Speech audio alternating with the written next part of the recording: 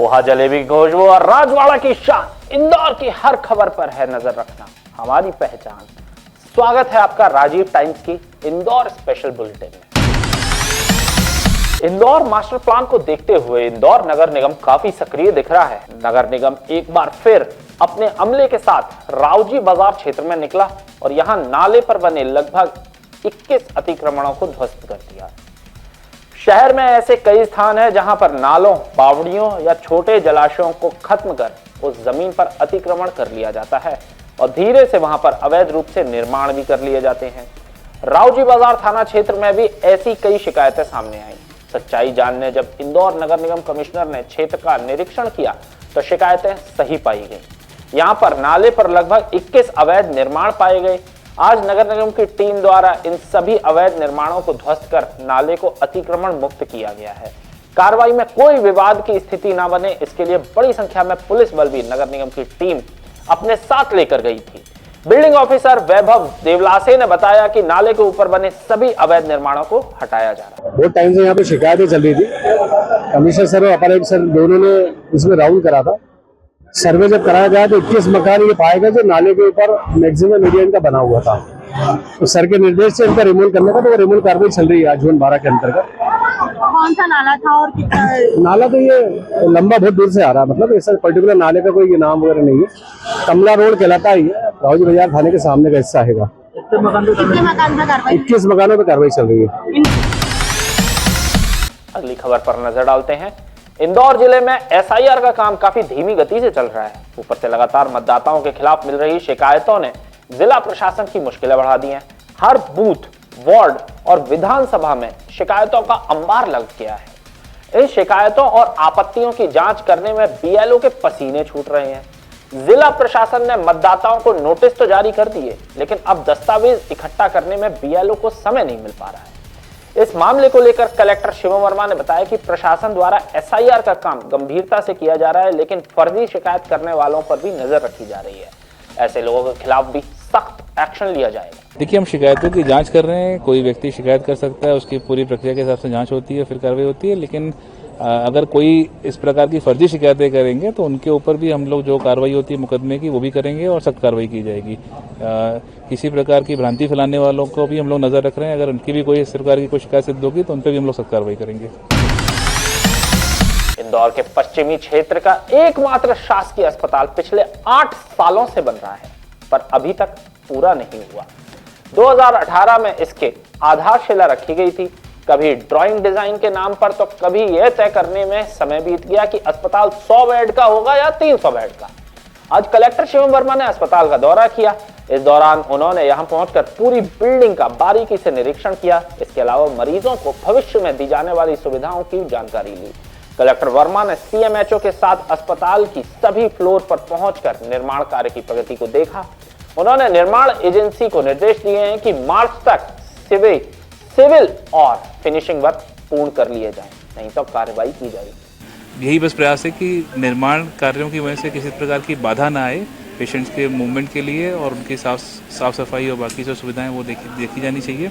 इसके अलावा जो अन्य कई और कार्य हैं यहाँ पर, जैसे कुछ अभी भी कुछ पार्ट्स बचे हैं जिनके हम लोग टाइमली प्रोजेक्ट्स वगैरह बना के प्रपोजल भेजेंगे, जिसका अप्रूवल आने का उन सारे कार्यों को भी लिया जाएगा। चाहे वो नया एडमिन ब्लॉक हो, मॉर्चरी हो पीछे, फिर ये कुछ जो स्पेस अभी पीछे दिख रहा है ग्रीन स्पेस, तो हम लोग चाह रहे हैं कि इसी समय ये भी काम पैरेलली चालू हो जाएंगे, तो ये भी काम समय पूर्ण हो जाएंगे। दूसरा, आज आरबीएस के सेंटर को भी देखा, वहाँ भी कुछ मेंटेनेंस की ज़रूर कमियाँ दिखी हैं, तो उनके लिए निर्देश दिए हैं और हम लोग प्रयास कर रहे हैं कि ये सारे मेंटेनेंस वगैरह भी टाइमली होते रहें, जिससे जो जितने भी मरीज़ आते हैं, उनके अटेंडेंट आते हैं, उनको अच्छी सुविधा हम दे सकें। अगली खबर पर नजर डालते हैं। देश भर में यूं तो साइबर ठग हर दिन नई नई तकनीक इजाद कर लोगों को ठगते आ रहे हैं। कभी वे हाउस अरेस्ट करते हैं, कभी वे अन्य योजना बनाते हैं, कभी ऑनलाइन अरेस्ट करते हैं, तो कभी पुलिस या कस्टम बनकर ठगी कर लेते हैं। वे अन्य योजना के तहत आम इंसान को ठगी ही लेते हैं। पर इंदौर में एक नए तरीका का फ्रॉड सामने आया है, जिसमें बुजुर्ग महिला से सीनियर सिटीजन के नाम लाखों रुपए ठग लिए गए। आपको बता दें, यह मामला इंदौर के द्वारकापुरी थाना क्षेत्र का है, जहां एक सीनियर सिटीजन महिला ने शिकायत दर्ज कराई है। महिला ने बताया उसको एक अज्ञात नंबर से फोन आया। फोन करने वाले ने अपने को इंडसिंड बैंक का कर्मचारी बताते हुए सीनियर सिटीजन के तहत एक नई स्कीम बताई। लाभ के लालच में पीड़िता बातों में आ गई और फिर उस फ्रॉड कर्मचारी ने एक एपीके फाइल भेजी और जानकारी भरने को कहा। उसके बाद महिला के अकाउंट से लाखों रुपए गायब हो गए।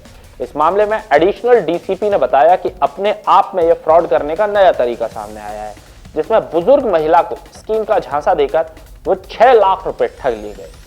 पुलिस ने इस मामले में मुकदमा दर्ज कर जांच पड़ताल शुरू कर दी है। जिसमें द्वारकापुरी थाने में एक सीनियर सिटीजन जो महिला थी उसके द्वारा रिपोर्ट लिखाई गई थी। उसके द्वारा ये बताया गया, उसके पास एक अज्ञात नंबर से फोन आया था और उनके द्वारा ये बताया गया इंडसइंड बैंक में आपका अकाउंट है और चूंकि मैं इंडसइंड बैंक से बोल रहा हूँ और आपका सीनियर सिटीजन सेविंग स्कीम एक नई स्कीम आई हुई है, इस योजना के तहत सीनियर सिटीजन्स को काफी लाभ मिलने वाला है, तो मैं आपको इस योजना की जानकारी देना चाहता हूँ, आपको अपडेट करना चाहता हूँ।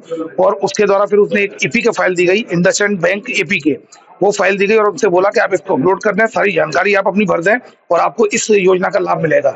उसके द्वारा पूरी जानकारी भर दी गई। फिर उसके बाद दिन भर के कामों में व्यस्त रही। फिर उसके बाद उसने देखा तो उसके पास मैसेज आए हुए थे, कुल मिलाकर अलग अलग ट्रांजेक्शन, लगभग 6 से ज्यादा अधिक ट्रांजेक्शन के माध्यम से उसके बैंक अकाउंट से 6 लाख रुपए निकल गए थे। तो कुल मिलाकर उसके साथ 6 लाख रुपए की धोखाधड़ी हुई है।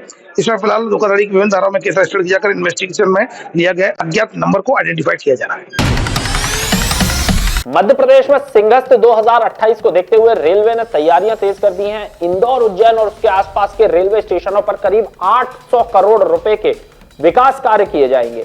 इन कार्यों में नई रेल लाइनों का निर्माण, प्लेटफॉर्म का विस्तार, यात्रियों की बढ़ती संख्या के अनुरूप ड्रेनेज सिस्टम और पानी की लाइन बिछाने जैसे अहम कार्य शामिल हैं। रेलवे का लक्ष्य है कि सिंहस्थ के दौरान देश भर से आने वाले लाखों श्रद्धालुओं को किसी तरह की असुविधा ना हो। एक कार्यक्रम में शामिल होने इंदौर पहुंचे डीआरएम अश्विनी कुमार ने बताया कि सिंहस्थ जैसे विशाल आयोजन को ध्यान में रखते हुए रेलवे ने अभी से अपनी योजना पर काम शुरू कर दिया है। इंदौर, उज्जैन और आसपास के स्टेशनों पर प्लेटफॉर्म एक्सटेंशन का कार्य किया जा रहा है ताकि यात्रियों के भारी दबाव को आसानी से संभाला जा सके। इसके साथ ही स्टेशनों पर नई ड्रेनेज लाइन और पानी की सप्लाई लाइन डाली जा रही है, जिससे आयोजन के दौरान किसी भी तरह की अव्यवस्था न फैले। अगली खबर पर नजर डालते हैं। इंदौर में मेट्रो परियोजना येलो लाइन तेजी से चल रही है, जिसका उद्देश्य शहर के सबसे व्यस्त मार्गों को जोड़कर यातायात को सुगम बनाना है। 31 मई 2025 को इसके पहले चरण के उद्घाटन के बाद अब मार्च 2026 तक सुपर कॉरिडोर से रेडिसन चौराहे तक संचालन का लक्ष्य है। परियोजना में एलिवेटेड और भूमिगत दोनों तरह के स्टेशन शामिल हैं। बता दें, सुपर कॉरिडोर पर मेट्रो का ट्रायल रन सफल रहा है और अब 11 किलोमीटर के दूसरे चरण में स्टेशनों पर फिनिशिंग और लिफ्ट एस्केलेटर लगाने का काम जारी है। घनी आबादी और सकरी सड़कों के कारण खजराना से बड़ा गणपति तक का हिस्सा अब अंडरग्राउंड होगा, जिससे लगभग 900 करोड़ रुपए की लागत बढ़ गई है। पर दूसरी ओर इसके फायदे भी सामने आए हैं। ना तो हरियाली को नुकसान पहुंचेगा, ना ही मकानों को तोड़ा जाएगा। इंदौर में चल रहे अंडरग्राउंड मेट्रो रेल प्रोजेक्ट में सबसे छोटा स्टेशन छोटा गणपति मंदिर के पास बनेगा, जो जमीन की सतह से 37 से 38 मीटर नीचे होगा। ऐसे में मेट्रो परियोजना के अंदर ग्राउंड प्रोजेक्ट में छोटा गणपति मेट्रो स्टेशन पर बनी उलझन अब खत्म होने को है। उधर S Krishna Chaitanya, MD Madhya Pradesh metro का कहना है कि छोटा गणपति मेट्रो स्टेशन का निर्माण किस तकनीक से होगा, इस पर मंथन चल रहा है। इंदौर बुलेटिन में फिलहाल के लिए इतना ही। मुझे दीजिए इजाजत। आप लोगों से कल फिर मुलाकात होगी। तब तक देखते रहे राजीव टाइम्स। नमस्कार।